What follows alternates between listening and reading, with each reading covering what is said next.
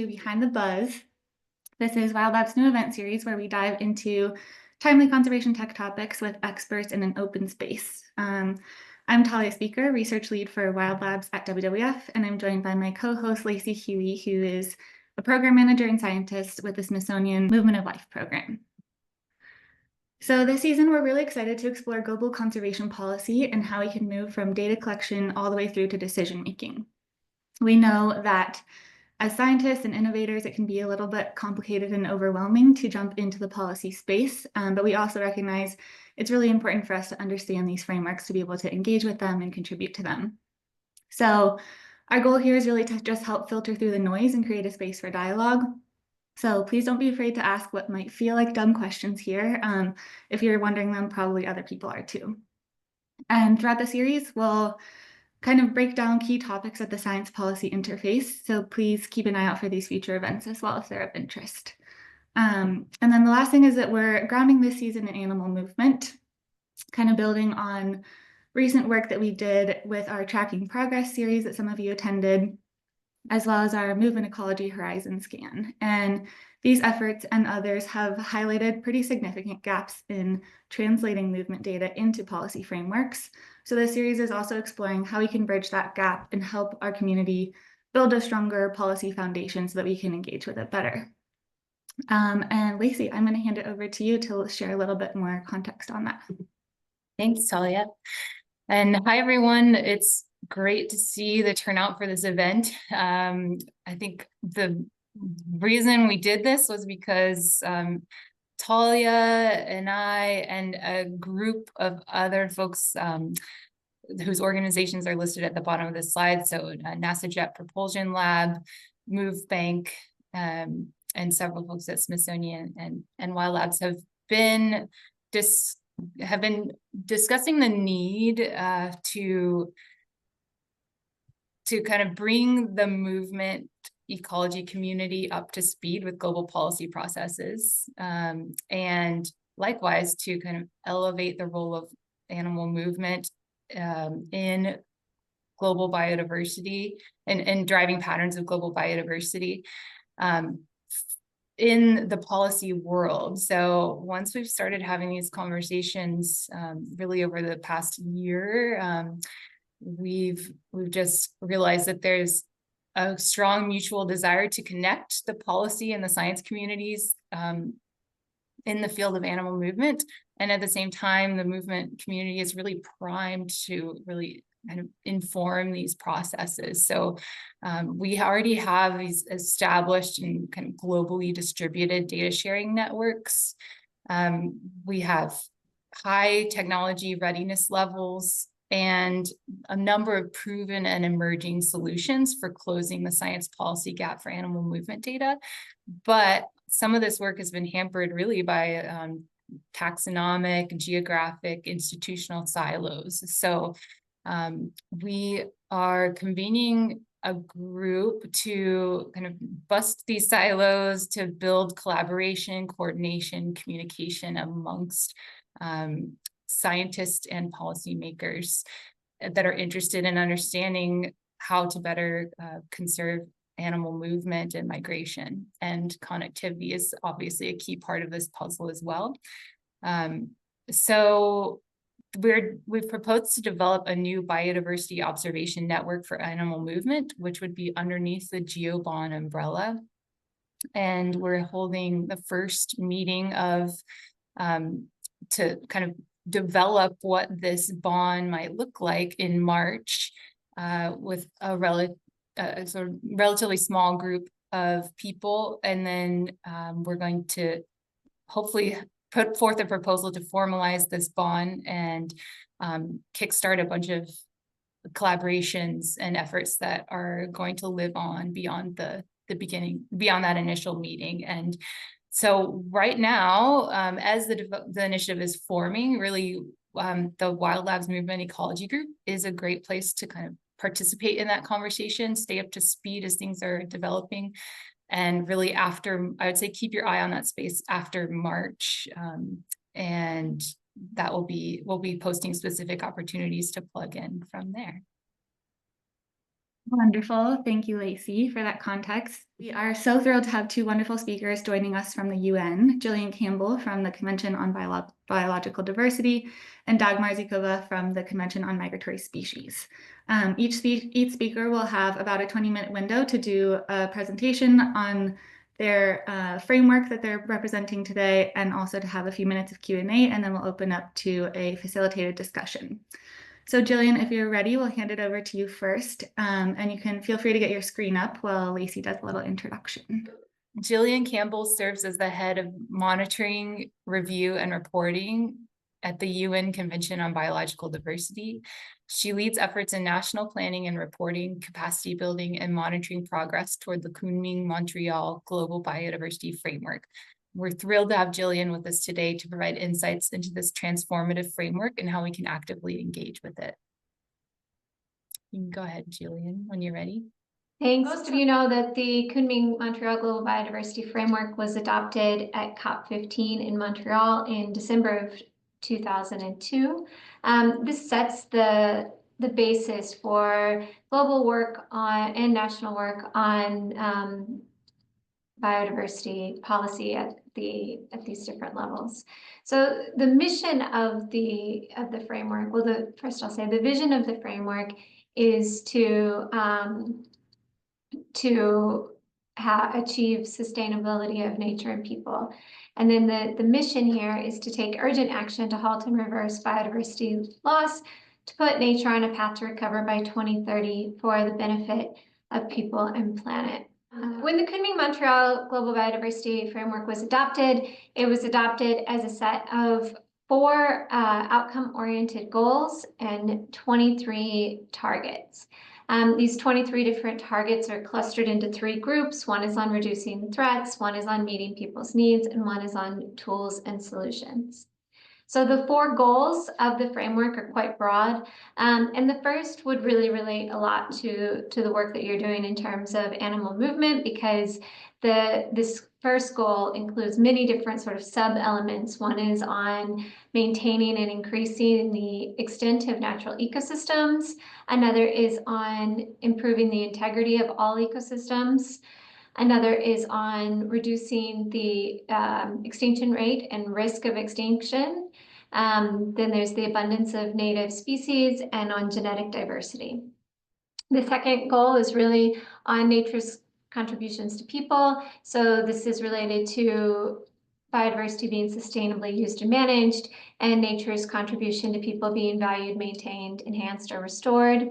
Goal C is on the sharing of benefits. So due to access and benefits arrangements, making sure that different users and countries benefit from genetic resources and digital sequencing information.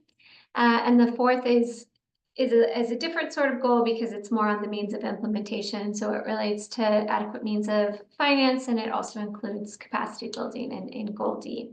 And so then this is coupled, and these goals are to 2050, and they aim to guide policy development at the global and national level.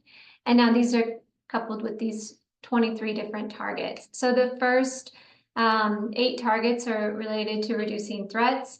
I'll point out a few of these here. One is target 4, which has to do with halting species extinction, protecting genetic diversity, and managing human-wildlife conflict. As you can see, this would also be highly related to the work that you're doing. But there are, of course, links to other topics as well, including invasive alien species, sustainable use and trade, conservation. Target 9 to 13 really are related to meeting people's needs. And so this is managing wild species to benefit people, sustainable agriculture, again, maintaining or restoring nature's contribution to people, enhancing green space. I skipped target 13, but I'll come back to it because it relates to a specific protocol of the convention. Same with target 17. And then once you go from target 14 plus, these are more on tools and solutions. So you can see that you have targets here related to activities of businesses, sustainable consumption, including biodiversity and decision-making processes at different levels of government, addressing harmful subsidies. And then here where we have target 13, as I mentioned, this is related also to the protocol that we have, the Nagoya Protocol and access and benefit sharing. So there's a dedicated target on that, and there's a target on biosafety. There's also a dedicated protocol of the convention, the Cartagena Protocol, which is on that topic. Then you have additional targets related to finance, capacity building, knowledge, and ensuring participation of IPLCs, women, and different groups in the decision-making process. I'll come back to target 21 really quickly. So this target, ensuring that knowledge is available to guide biodiversity action. This is something that we have been also working on with GeoBond. There's another number of indicators that are related to the work that we do with GeoBond or that might be useful for your group. So in target 21, we're trying to devise an indicator for how do we assess whether or not there is data availability? Is that data being used? Does it cover the range of species that would be necessary in order to make informed decisions? And so we are working on this. This is something that is progressing over time, and maybe some of you are interested in getting involved in. So this is the structure of the framework. But a global framework is only worth so much, right? Because the global framework has been developed in order to guide national decision making. And so in addition to the framework itself being adopted, there were these decisions that were adopted at the same level of the framework. And I'm going to focus on the monitoring framework and on the mechanisms for planning, monitoring, review, and reporting, which these are the areas that I work on. And these really describe how the framework gets nationalized and what countries should be doing in order to pick the framework up and develop national biodiversity strategies and action plans. And as you can imagine, as I said, I mean, a global framework is useful for getting countries involved, and it's useful for getting this commitment. However, the action really does happen at the national or even subnational level. And so ensuring that there's follow through and ensuring that this gets taken up is the teeth of the framework itself.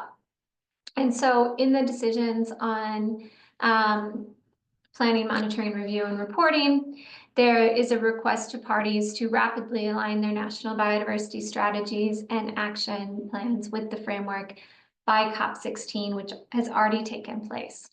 And so we have had 123 countries that have submitted their national targets aligned with the global framework. So this does show that countries are very much taking on board the global targets. They're trying to figure out what they're going to do and setting their own national targets so that they can move forward. And this is something that is part of the decision-making itself. And then each COP will review the implementation of the framework up until the conclusion of the framework.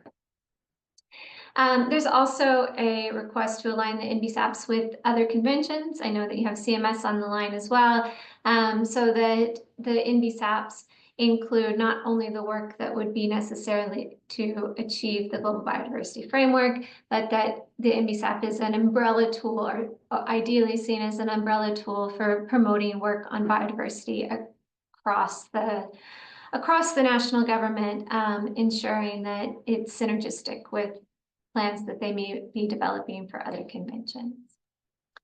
Jillian, So, could I ask you to yeah. quickly explain NBSAP a little bit more?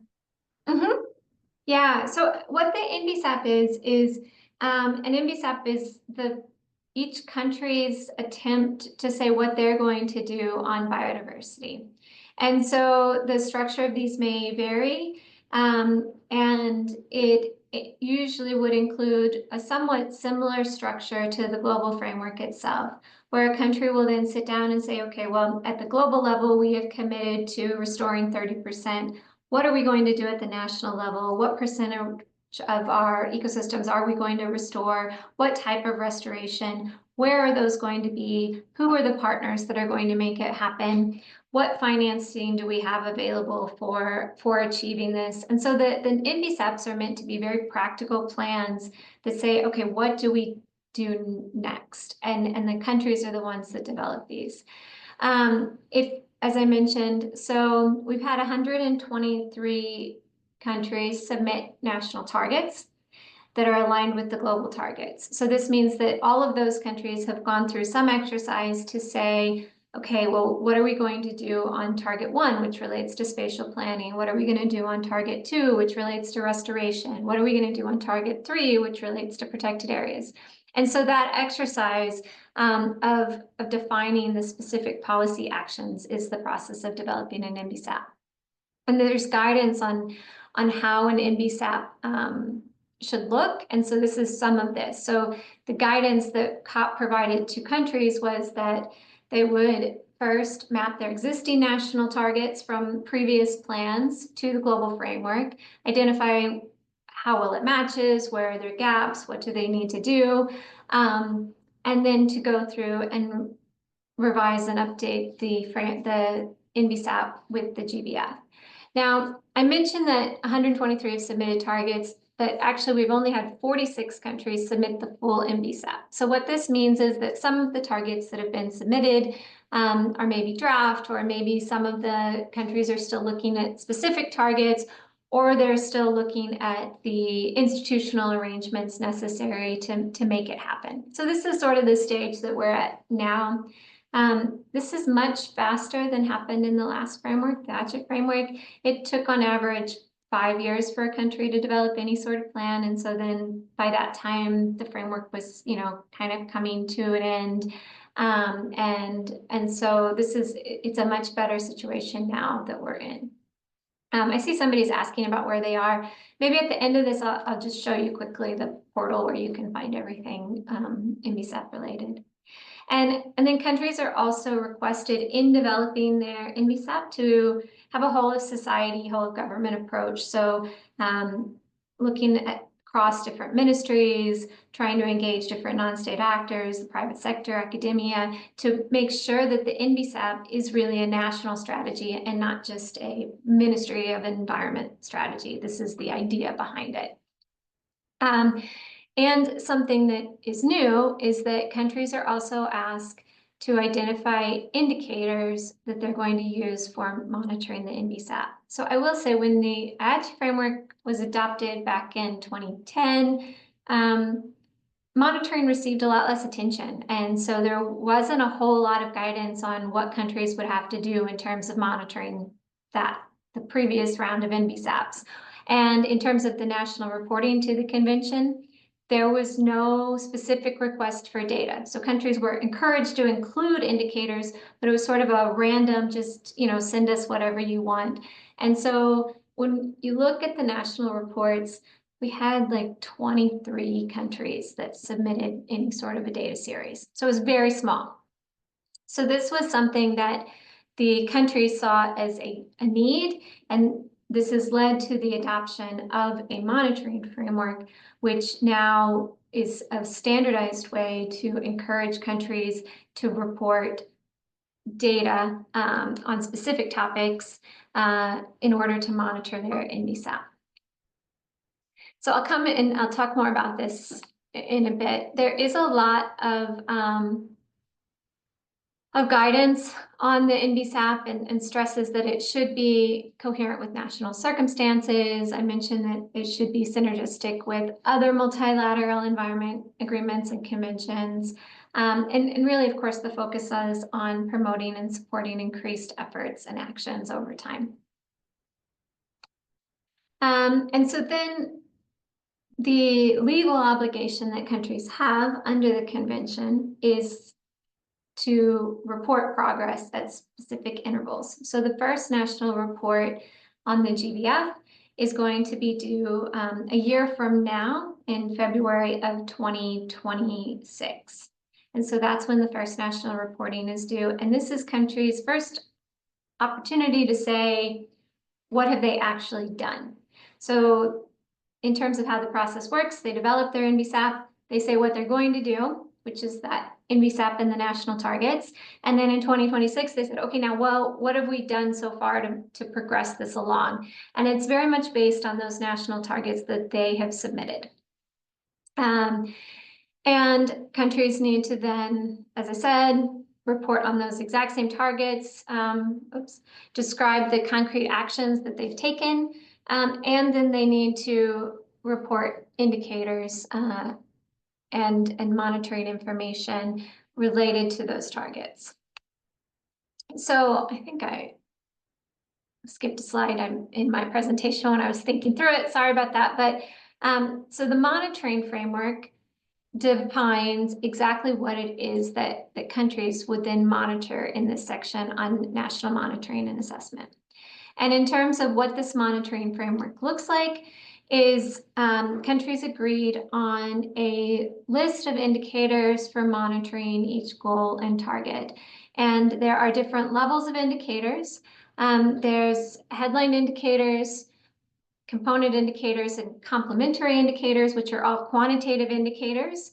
And then there's what we call binary indicators, which are really a series of questions that we could then assess, use to assess progress at the global level. So the headline indicators are a standard part of the national reporting to the convention. So the idea is that each country would use these headline indicators to measure progress on their NBSAP, and they would then report data to the convention during those reporting rounds.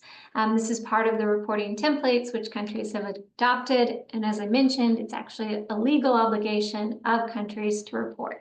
So there's a big focus on reporting. At the time that we did the assessment for what can we measure on the different goals and targets, I would say that there's not,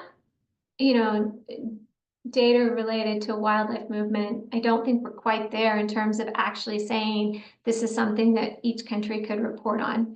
But indicators that some of you, I'm sure, are familiar with that are part of the work of GeoBond would be this genetic diversity indicator that maybe you've seen. It's been worked on a lot by Sean Hoban and that group, and I'm not sure if they have a name like you guys do. And then there's the indicator on invasive alien species, which is also coming from the essential biodiversity angle. There's the red list, and so it is very much a focus on national reporting. So this would be aiming to get countries to embrace the national red listing process so that they are really focusing on the species that are important to them. So those are a few examples. I'll give more in a minute. Then there's also these component and complementary indicators. The component indicators in particular are recommended for countries to consider using. However, they maybe don't cover the whole scope of a goal or a target, or there's other reasons why every country might not really be able to do it. And so countries are encouraged, but it's not part of the reporting template. And then the complementary indicators are a much longer list of indicators that countries might want to consider reporting when they're reporting on the goals and the targets, or that they might want to use when they're trying to evaluate progress towards the NBSAP and evaluate how they target their actions. Now, the binary indicators are not really indicators at the national level. They are indicators sort of at the global level. So it's things like the number of countries who have developed administrative, legislative, or policy frameworks for biosafety. So in order to determine this, we would ask a country a series of questions related to, do they have a policy? These would be yes, no type of questions. There's a little bit of a gradient there.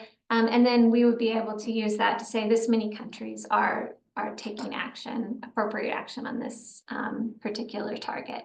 So as I said, those are not really indicators, they're something else, but they're part of this monitoring framework. So as I mentioned, the way that it works then is that countries are encouraged to use these indicators to develop their NBSAP and to monitor it. The headline indicators and the binary indicators are part of the reporting template.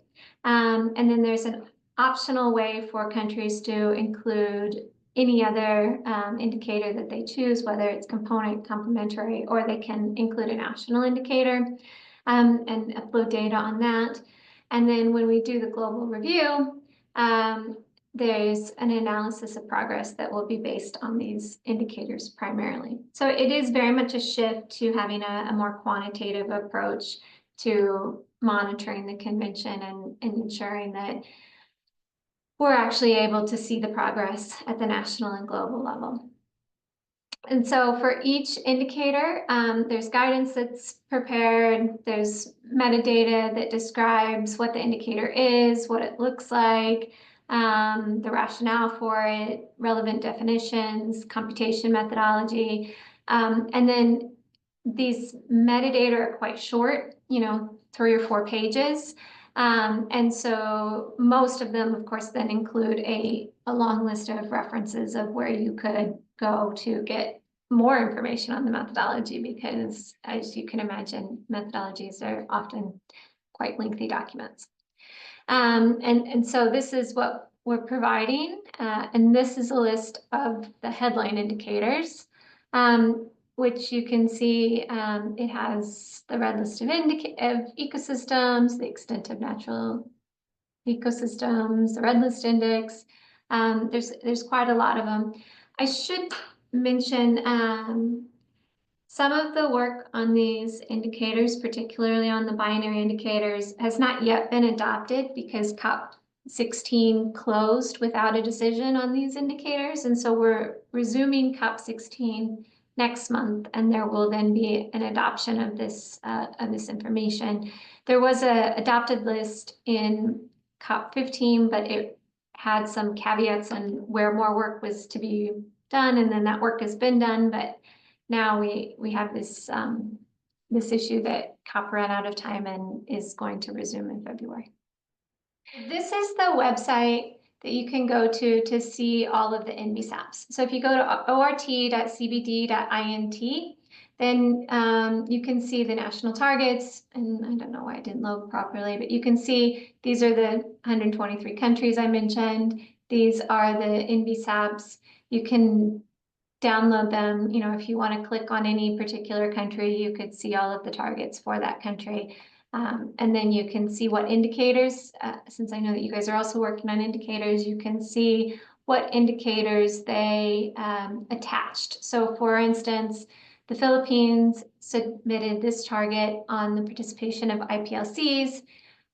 The headline indicators are already sort of automatically attached to it, but they actually went through and they are the ones that chose these things. So they chose the proportion of the population with secure tenure. They added these different indicators in. And then these indicators are ones that they would have typed in because they are only relevant for the Philippines. And so you can even see that that they've typed this in, and this is referring to, I don't know what P, A, and B is, but I'm guessing Philippines something, right? So for those of you who are working at the Wild Labs, if you are working with the country on particular indicators, that country could also type these indicators in, the name of the indicator, and then once you've typed in the name at the reporting stage, it will ask you if you can share any data, either through a URL, or you can upload a table, or you can, we're trying to design a way to accept different data structures. Wonderful. So I think I will leave it at that, which was already probably a lot. No, that was great. Thank you so much, Jillian. I think we have a trove of information to go through. There are a lot of questions in the chat, but unfortunately we don't have time to get to them right now. So if we have time after Dagmar's presentation, we'll get to a couple of them, but you can also go and answer them in the chat if you're able, Jillian. And now we will hand it over to Dagmar. So Dagmar, if you want to get your screen up, I'll do a little introduction briefly. So Dagmar Zikova is the scientific advisor to the UN Convention on Migratory Species, or CMS. Dagmar joined us recently for a related panel at COP16 in Colombia, so we are honored to have her back with us today to share more insights into CMS and her role supporting science within it.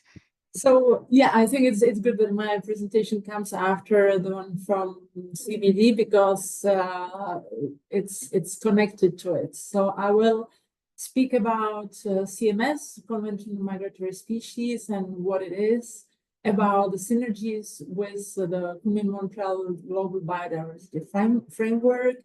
And then, since we are with the movement data community, I will focus a little on the value of data, on species monitoring, and what this community can contribute to the CMS work. So CMS convention, it's a global convention with 133 parties, so smaller than CBD, but still continues growing.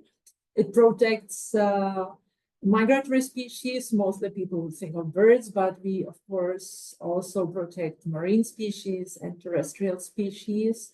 Through the species are listed in appendices, and there are different obligations for species listed in Appendix 1 when there is a ban of taking animals from the wild, and for Appendix 2 species, conventions under the Framework Convention, CMS, there are agreements or memoranda being introduced to facilitate cooperation between parties on international coordination of conservation, because as you see from the map, the species move really long distances, and we need to ensure that they are protected across their range. We work with lots of partners and many of you in implementation. With respect to synergies between CMS and CBD, they are of course strong because we both focus on protecting species and their habitats. So at the side of CMS, there is a decision by our last conference of parties, which is the highest body of the convention, which always decides on its program of work and activities for 3 years. The last meeting was in 2024, last year in Samarkand. And one of the many decisions adopted was about engagement with CBD and GBF.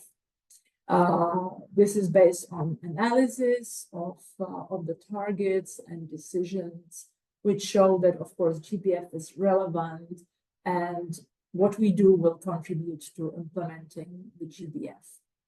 Now, let me speak a bit more about the Samarkand Strategic Plan of Action for migratory species. So this is one of the documents adopted again by COP14 last year in the form of a resolution. And it's a strategic document which will provide a guidance to our work until 2032. We have seen the targets under the GBF. So here you can see those headline targets, which then, of course, have, this is the goals actually, and they are then split into targets for the CMS. So they are targeted on conservation status of migratory species, protection of their habitats, threats affecting them, knowledge and data, again, an important goal, and then governance and synergies with other frameworks. We have seen the targets, so there is a mapping in the resolution 14.1 about how the CMS targets align with those in GBF. So just a few examples. There is a GBF target to manage areas to reduce biodiversity loss, which goes really well with targets 3.2, our strategic plan, which is aiming at reducing mortality of migratory species. Or also with specific decisions or resolutions. One of them is the one on infrastructure development. Then target 4, halting species extinction, matches with CMS target 1.3, which aims at improving the conservation status of migratory species. And finally, the last of the examples, but there is much more, the one to protect ecosystems and habitats is also present in the CMS strategic plan, and there is a target to protect all important habitats and manage and restore them. So how to implement these targets? We have seen that they're aligned well, but of course the risk is fragmentation of efforts, so working in parallel and not together. In this respect, we see the MBSAPs, the National Biodiversity Strategies and Action Plans, as a key tool to reach joint effort, or to bring the most to the joint effort. Yeah, and during the regional and sub-regional dialogues on MBSAPs, it has been acknowledged that there is a huge potential of facilitating synergies with not only CMS, but all multilateral environmental agreements. There are, of course, challenges. The MBSAPs require coordination. They require resources, not only financial, but also human, technical. And there are different processes in the agreements. There are different cycles starting at different points. So bringing this together, it's challenging. We have analyzed those updated MBSAPs which have been submitted by COP16, and of those 20 revised, which we have noticed by then, 10 actually mentioned CMS. Either specific actions to implement the convention or a general commitment. So let's hope CMS or migratory species are contained or reflected in all of them, either with or without mentioning the convention as such. Of course, further support to the process of updating and implementing MBSAPs is needed, and to ensure that also the objectives of the specific conventions are taken on board. What are the major areas where the synergies can happen or should be promoted under MBSAPs or in implementing the conventions? I would like to mention 4 of them. It's ecological connectivity, which is a core aspect of conservation of nature.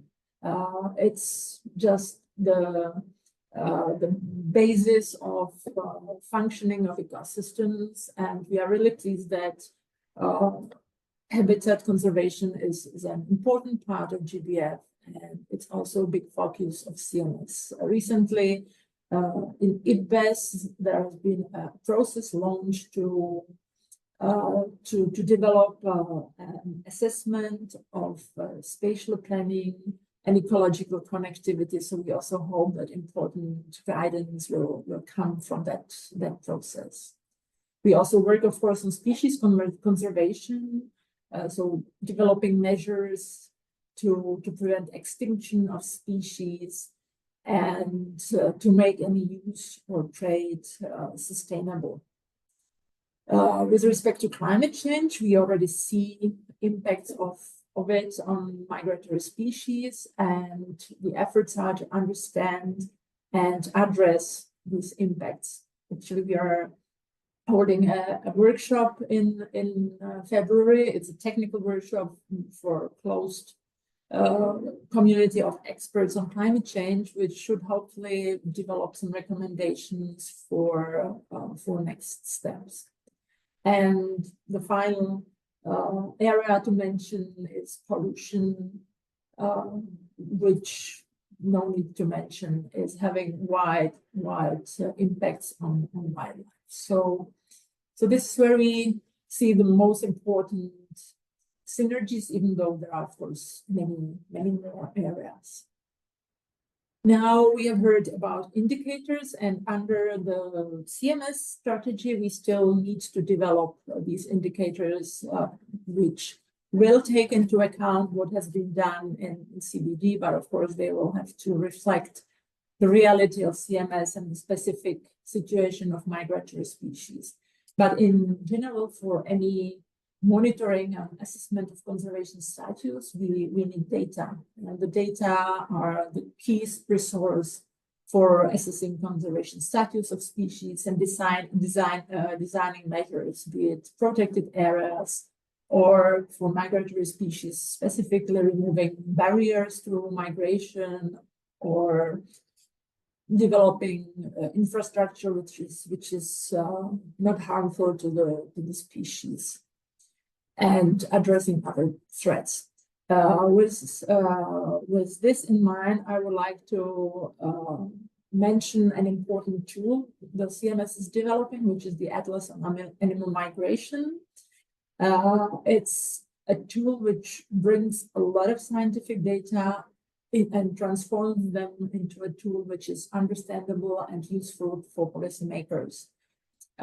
It's a process which is started already a decade ago, and so far 4 modules have been developed. I will just run quickly through them because we are running out of time. But the oldest one started in 2019 is the Atlas for Migratory Mammals in Central Asian region, which is now being put into an online version and is going to be launched this year. There is a marine turtle breeding atlas. It's online, developed with support from Australia and containing data on marine turtles. Then there's a huge work, the Eurasian Migratory Bird Atlas. You can't see it properly, unfortunately, but it collects huge amount of data from bird rings and other data collected by Italian government, and I highly recommend to those who don't know it to find it at the CMS website and look at it, because there are maps showing the movements of birds across Europe and Africa. And finally, the Atlas of Ungulate Migration, which has been launched by Guillaume and CMS in 2024. And you see at the map the populations of ungulates which are mapped so far. Again, it's an interactive tool and you can find a lot of information there. Again, all these atlases are available at the CMS website. In the end of my presentation, I would like to share some thoughts about how we can work with partners and how you can get involved. What is needed is really information and data, and this is what many of you are working on. So please do share with us information on the data which you have. There is a rather elementary online library of existing databases, which we intend to further develop so that we have access and our parties have access to the tools and they can use them for their policy and programming exercises. There will be shortly a survey launched on connectivity data and databases. So we hope to join you this survey and share information about the databases which you are holding and which are of interest to CMS. Then, if you want to get more actively involved in just sharing information, there is a number of working groups, actually, not only the one on infrastructure, but this one is most relevant. There is also a working group on connectivity and other relevant working groups. And the working group on infrastructure is looking into different threats to migratory species linked to infrastructure. So it's looking into methodologies and criteria for definition of critical habitat and looking into impacts of linear infrastructure and how the strategic or just the environmental impact assessment could be improved to take these threats for migratory species into account. And finally, there is a lot you can do in your work to help migrate or conserve migratory species without actually being involved directly in CMS work, and NV subs again come here. If you are involved in the processes or implementation, think about migratory species. You can support development of connectivity plans or impact assessment to make sure that migratory species are considered when drafting these documents.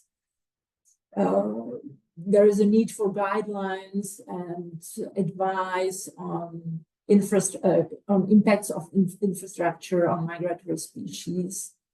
This includes, for example, the design of animal passes or spatial planning processes. You can always get involved in workshops, and I very much appreciate this webinar, which is a very good example on how to reach out to interested colleagues. And I think this is it. Thank you very much for inviting me, and hope this was interesting. Wonderful. Thank you so much, Dagmar. I love those calls to action for the community. And yeah, I think from both of you, we have lots to follow up on and explore. It looks like we have a couple minutes left. So maybe we'll move into a quick discussion with Dagmar and Jillian, just to ask a couple of questions and then wrap up. So one that we had from Lacey and I is just, what are some of the biggest barriers that you see countries facing in effectively engaging with both CBD and the GBF and CMS? And are there gaps or opportunities beyond the ones you've highlighted where our community, who has, scientists and innovators and conservationists and data networks, that are there gaps that our community could help with? Oh, I mean, I mentioned, I think that we're at the point where policymakers are very interested in trying to use data in order to make sure that they are able to track progress. In terms of movement indicators, as you know, I think that there's still not exactly consistent guidance. We're not actually, or you're not, I'll say we, so it's us together. We're not actually providing a specific indicator that countries can pick up and use, and that is going to be telling them something that they can base decisions on. And so I think that there's a lot of data that's available, but if you imagine that you're the Minister of Environment at that level, sitting at your desk, but even people under him, you're not going to be going in and looking at individual species by species data points. You're not going to be going into the type of into the level of detail that we have in these databases. What you want is some sort of indicator that says, yes, things are going well, or no, things are not going well, or here's what's not going well, so here's what you can do about it. And I think that we haven't sort of reached this point in terms of movement indicators of latching onto something that we can say, this is a proxy indicator that maybe is disaggregated by a few species types, but this is sort of is the red list of movement indicators that's going to give you something that you can really latch onto. And so I think that this is definitely a barrier, and I know this is something that, I think this is something that you're trying to work on. And then another barrier that I see is that different countries are doing things differently, which then makes it harder to have collaboration and coordination at the global level and across countries.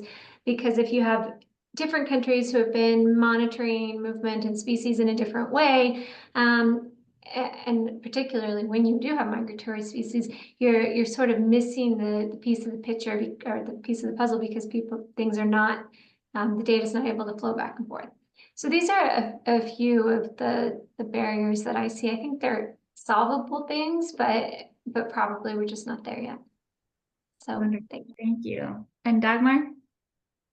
Yeah, well, we asked this question to our parties during the national reporting process. So we know that an important barrier to many, of course, is lack of financial resources, capacities, and technical expertise.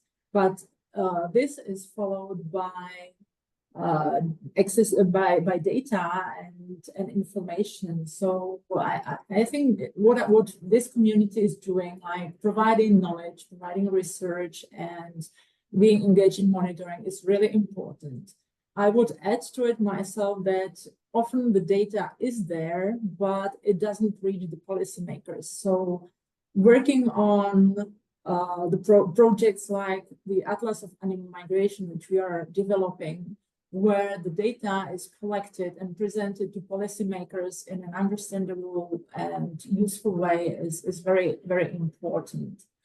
Among other barriers our parties identified is awareness or integration or mainstreaming CMS priorities into other sectors. This is more important for the small conventions because, of course, it's more difficult to reach out to the big sectors like agriculture or industry or transport, which is really causing a lot of problems. And then finally, I would say also the planning, the spatial planning, conservation of habitats and landscape. If it's thought through early enough, there can be win-win situation for humans and for nature. If we avoid constructing barriers to animal movement, which then cause problems, be it accidents, and yeah. So I think these are the most important barriers I would mention. Okay, well, I think we're right at time. Thank you so much, Dagmar and Jillian. I think that the turnout for this call and our registration, we had almost 200 people register for this call, just evidence and the activity in the chat. I'm sorry to the group that's here, we didn't get to a lot of your specific questions, but we would love to continue this conversation both in the Wild Labs thread and through other channels as we can. And I just wanted to flag that this is the first in a series of multiple events like this. So our next series is February 5th at 11 o'clock Eastern. The topic is on translating science to policy, and we'll have representatives from GeoBon and IPBES. So Andrew Gonzalez from GeoBon and Aideen Niamir from GeoBon. Aideen, I see you here. I don't know if Andy's here. So we look forward to seeing. Really excited for that talk, and we will continue to use this information to develop the best biodiversity observation network that we can. And thank you again, Dagmar and Jillian, for your time.